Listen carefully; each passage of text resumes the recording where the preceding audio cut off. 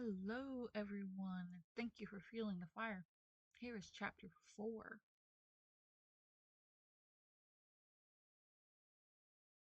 Chapter, What Now? The nerve of that Gra. I scream as I strangle my pillow. I challenged her to a battle, and she dared to deny me because all I have are wild Pokemon following me around. I scream as I throw my pillow while I rage. I cannot believe they were waiting for me to wake up just to tell me that none of my Pokemon survived. My Umbreon hops onto my bed with my pillow. I snatch at it, but she evades me. I try again, and she evades once again. I sigh heavily and take a calming breath. Are you insisting that I calm down, girl? She drops the pillow and puts a paw on top of it.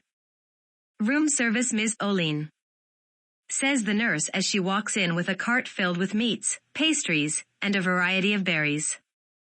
You didn't have much written on your trainer profile, so I peeked at Blink's info for meal ideas.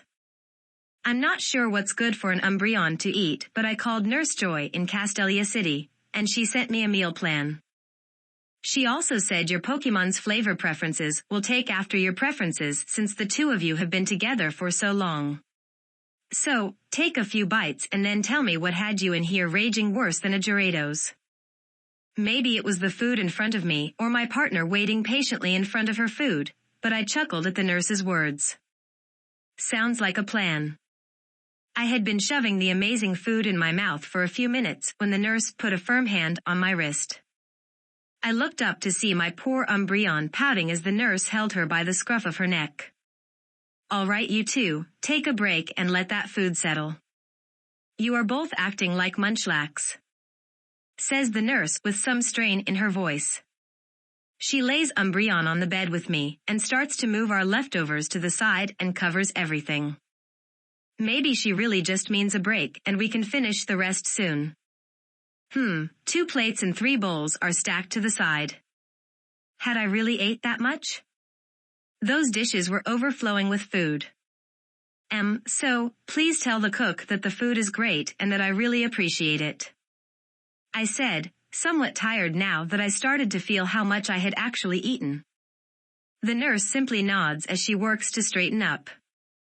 Umbreon lays down next to me but continues to stare at the huge pot that I suppose her meal came from. To my surprise, the nurse pulls a chair next to my bed and settles in for a conversation. From my experience, the JA of Unova told you that your entire team is listed as KIA. Your trainer privileges are suspended until you register at least 1 new Pokemon, which you cannot do until you pass a written exam that will emphasize journey safety. This Umbreon here, she waves a hand toward the former Blink, must undergo a complete physical and certified training before you may register it as your official starter Pokemon.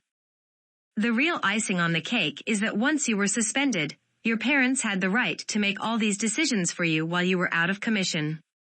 The nurse sighed as she saw the confirmation on my face and simply asked, when did your parents schedule your journey safety class to start? Her matter-of-fact tone surprised me, but she was older than me. She's also a trained professional that's seen this play out before. Nurse, what's your name? Oddly enough, that question seemed to surprise her, and she blushed as she nervously answered. It's well you see, my first name is Carmine, and I am well married into the Joy clan last year. Please do not call me Nurse Joy. It's embarrassing. Oh my gosh. I bet it is. A Nurse Joy that is a nurse, but not a Nurse Joy. Oh, I guess the family that all look alike is a real thing here too. Maybe? Sorry to embarrass you. I just wanted to know your name. You've been nice to me since I woke up and defended my partner when I couldn't. Mrs. Carmine, is it all right if I consider you a friend? I asked with all the bashfulness of a 10-year-old despite my age because as I started talking, tears started to fall. Maybe I was just overwhelmed or maybe I hadn't recovered physically yet, but the tears came. Mrs. Carmine pulled out her berry bag and handed me a bowl of orange berries. She motioned for me to pass my tablet to her and tapped around on it for a few minutes then handed it back to me. There was her name, nurse number, clan title, trainer title, phone number, and mailing address. I blinked and rubbed the last of the tears out of my eyes. No way. I looked at Carmine and then the screen a couple of times before I could speak. You are an Elite Four finalist. AA and N Master Nurse of the Joy Clan? I exclaimed in awe. The lady with broad shoulders and a full figure pats at her dull black hair, pretending to straighten up her perfect hair bun low on her neck. Her red eyes sparkle and the light skin around her cheeks is covered in a rosy blush of modesty as she says, I was and I am. The Joy Clan gave me a test 6 months after I married into the clan. As for the certification, well, I am going to lose that title and my trainer status soon. It's almost been 2 years since I earned the right to challenge the Elite Four. Since I'm not part of a gym and I'm not a certified breeder, I can't maintain my trainer status much longer, so I will forfeit my shot at the four once I lose my status as a Pokemon trainer. I waited eagerly for a few minutes. There's a long story coming, right? Mrs. Carmine fidgets with something in her apron. It looks like the outline of a box. Oh. Is she carrying her badges around still? I lean back into my hospital bed and actually look at the woman in front of me. She acted so sure of herself and in command. She would explain herself when it was important for understanding, and she was efficient.